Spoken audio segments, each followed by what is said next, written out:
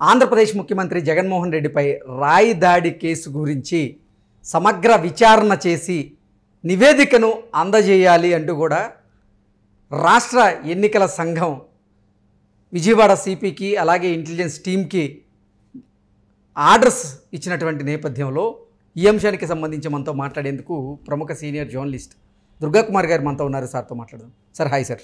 నమస్కారం కృష్ణ గారు, మన వీక్షకులకు కూడా. ముఖేష్ కుమార్ మీనా గారు ఈరోజు విజయవాడ సిపి అలాగే ఇంటెలిజెన్స్ టీంతో ఆయన భేటీ అయ్యి అసలు జగన్మోహన్ రెడ్డికి సంబంధించినటువంటి దాడి మీద విచారణ ఎంతవరకు వచ్చింది, మీరు తొందరగా విచారణ చేసి సమగ్రమైనటువంటి నివేదికను అందజేయండి అంటూ వారికి ఆదేశాలు జారీ చేసినట్లుగా ఒక వార్త ఇప్పుడు సోషల్ మీడియాలో చక్కర్లు కొడుతూ ఉంది. ఏంటి సార్, దీన్ని ఎలా చూడొచ్చు? ఇప్పుడు రాష్ట్ర ఎన్నికల ప్రధానాధికారి గతంలో కూడా ప్రధానమంత్రి సభలో భద్రతా వైఫల్యాలు జరిగినప్పుడు కూడా ముగ్గురు ఎస్పీలను కూడా పిలిపించి మాట్లాడారండి. ఆయన మాట్లాడి మాకు వెంటనే మీరు నివేదిక ఇవ్వాలి, సంజాయిషి ఇవ్వండి, దాని మీద మేము కేంద్ర ఎన్నికల సంఘంతో కూడా మాట్లాడుతూ అన్నాడు. అట్లాగే ఆయన టక్టకా తెప్పించుకున్నాడు, కేంద్ర ఎన్నికల సంఘాన్ని పంపాడు. కేంద్ర ఎన్నికల సంఘం నలుగురు ఎస్పీఎల్ని విధుల నుంచి పక్క తప్పించారు, ఒక ఐజీని తప్పించారు, తర్వాత ఒక డిఐజీ సిట్ డిఐజీని కూడా తప్పించారు, ముగ్గురు కలెక్టర్లను కూడా తప్పించేశారు. రాష్ట్ర ఎన్నికల సంఘం అధికారి పిలిపించారండి. కానీ ఇప్పుడు రాష్ట్రంలో డీజీపీ రాజేంద్రనాథ్ రెడ్డి గారు ఉన్నారు, ఇంటెలిజెన్స్ డీజీగా సీతారామాంజనేయులు ఉన్నారు, బాగా సీనియర్ ఆఫీసర్స్.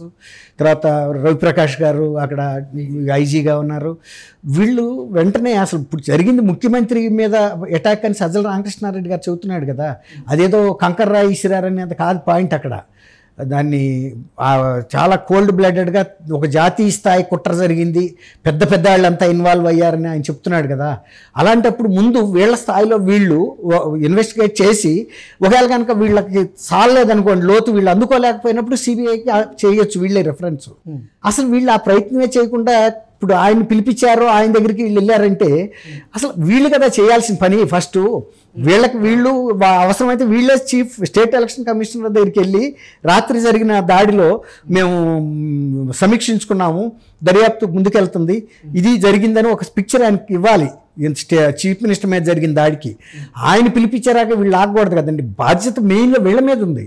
ఆయన ఎన్నికలు నిర్వహించడము, రాష్ట్ర వ్యాప్తంగా శాంతి భద్రతల పర్యవేక్షణ మీద నిఘా ఉంచడమే తప్ప ఇలాంటి ఒక స్పెసిఫిక్గా రాష్ట్ర ముఖ్యమంత్రి ప్రాణం మీదే ఒక హత్యా ప్రయత్నం జరిగిందంటే ఆయన మీద రాష్ట్రం ఉడికిపోయే అంశం ఇది, చిన్న అంశం కాదు కదా.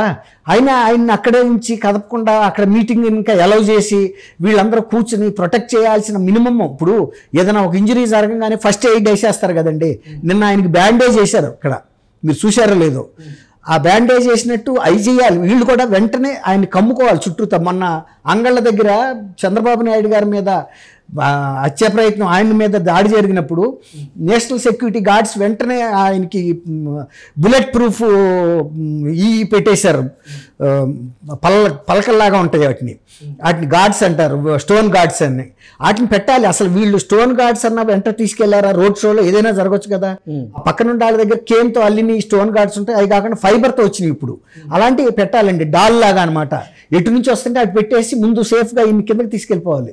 కానీ రాత్రి జరిగిన దాంట్లో ఈ పోలీసులకి ఎవరికి కూడా మినిమం ట్రైనింగ్, శిక్షణ లేదు. విఐపీఎల్ ప్రాణ రక్షణ ఎలా చేయాలి, భద్రత ఎలా కల్పించాలి అనే అంశం మీద అసలు ఎప్పుడు కూడా రోడ్ షో జరుగుతున్నప్పుడు కూడా ఆయన్ని ఏ యాంగిల్లో కూడా ఎటు నుంచి దెబ్బలు తగలకుండా కూడా వాళ్ళ నుంచోవాలి. వీళ్ళకి దెబ్బలు తగిలితే పెద్ద ఇష్యూ కాదు. ఇప్పుడు అంతకుముందు నందిగాంలో కూడా నేషనల్ సెక్యూరిటీ గార్డులకి పెద్ద దెబ్బలు తగిలినాయి చంద్రబాబు నాయుడు గారి అటాక్ అయినప్పుడు. అవన్నీ చిన్నగా తీసుకున్నారు వీళ్ళు. ఈ మామూలే, మీ మీద వ్యతిరేకత ఉంది, మీ మీద కక్ష ఉందని. నువ్వు 5 ఏళ్ళు పరిపాలించినప్పుడు, నువ్వు ఆ పిచ్చి సారా సప్లై చేస్తున్నప్పుడు తాగిన వాళ్ళు అందరూ తిట్టుకుంటున్నారు కదా. నీకు ఇంటెలిజెన్స్ వాళ్ళు రిపోర్ట్ చెప్పలేదా? ఈ సారా, పిచ్చి సారా తాగటం వలన అమ్మలక్కలు బూతులు తిడుతున్నారు ఆయన మీద. ఇన్నాళ్ళంటే నువ్వు కట్టడి చేసుకుని పరదాలు కట్టుకుని వెళ్ళావు. ఇప్పుడు మరి దీని మీద నుంచుంటున్నావు, కొద్దిసేపు నుంచున్నా కూడా ఎవరికైనా మండొచ్చు కదా, నీ మీద వ్యతిరేకత ఉండడానికి. అట్లాంటి దాడి జరిగినప్పుడు నీ అంతటి నువ్వు కూడా చూసుకుంటూ ఉండాలి. నువ్వు అర్జునుడిని అని చెప్పుకుంటున్నావు కదా, అర్జునుడికి 1000 కళ్ళు ఉంటాయి. ఎటు నుంచి ఏదొచ్చినా చూసుకునే శక్తి ఆయనకు ఉంది. నువ్వేముంది, నువ్వు ఆఫ్టర్ ఆల్ మాట్లాడే దాని ముందు కూడా నువ్వు కూడా నీ మీద పడతాయి రాళ్ళని చూసుకోవాలి కదా. నువ్వు బైబిల్ చదివావు కానీ మహాభారతంలో లోతైన అంశాలు నీకు అవగాహన లేదు కదా. కృష్ణుడు ఉన్నాడు అక్కడ రథసారథి అర్జునుడిని కాపాడటానికి. నీ రథసారథులు ఎవరు, నిన్ను కాపాడుతుంది ఎవడో? రాత్రి అక్కడ అంత చీకట్లో నీ మీద దాడి జరిగితే కూడా నిన్ను ఒక సేఫ్ ప్లేస్కి తీసుకెళ్ళలేనట్టు నిస్సహాయులు ఉన్నారు అక్కడ నీ పక్కన కూడా కమ్ముకు నుంచోలేదు. కనీసం నిన్ను కూర్చోబెట్టి నీ మీద వాళ్ళంతా వంగి అట్లా కాపాడలేదు. తర్వాత నిన్ను కిందకి దింపలేదు, నిన్ను ఆ గాలికి వదిలేశారు. పోతే పోయాడు, ఆయన పోతే మేము దెబ్బలు వాళ్ళు చూసుకుంటున్న రాళ్ళు ఏంటంటే వాళ్ళు తప్పుకోవడానికి చూసుకుంటున్నట్టుగా ఉన్నారు. కానీ ఆ విఐపి ప్రాణ రక్షణ అనేది వాళ్ళకి ప్రయారిటీగా నాకు కనపడలా. ఎందుకంటే నేను 45 ఏళ్ళ నుంచి ప్రధానమంత్రి ఇందిరాగాంధీ గారి టైం నుంచి కూడా మేము చూస్తున్నాం. సెక్యూరిటీ గార్డ్స్ అనేవాళ్ళు వాళ్ళ ప్రాణం లెక్క ఉండదు. రాజీవ్ గాంధీ చనిపోయినప్పుడు అంత బాంబు బ్లాస్ట్లో కూడా అనేక మంది సెక్యూరిటీ వాళ్ళు ఎక్కువ మంది చచ్చిపోయారు. వాళ్ళు జంకరు, వాళ్ళు పోవటం అనేది అది ఒక కీర్తి, ఒక పథకం లాంటిది. ఒక విఐపిని ప్రొటెక్ట్ చేస్తూ చనిపోవటం అనేది వాళ్ళకి గర్వకారణమైన విషయంగా ఉండాలి, పిరికిగా ఉండకూడదు. విఐపి ఏమైనా పర్వాలేదు, ముందు మా ప్రాణం మేము పక్క జరుగుతాం, మేము కింద కూర్చుంటాము, ఇలాంటివి కాదు. ఎట్టి పరిస్థితులు అసలు ఒక అవసరమైతే కొంతమంది అక్కడి నుంచి పైనుంచి దూకేసి ఏ డైరెక్షన్లో రాళ్ళు వచ్చినాయో అటు పరిగెత్తాలి. మిగిలిన పోలీసులు కూడా పరిగెత్తారు. నిన్న చంద్రబాబు నాయుడు సభలో ఆయన మీద అటాక్ అయితే కార్యకర్తలు ఎమ్మడబడి పట్టుకున్నారండి.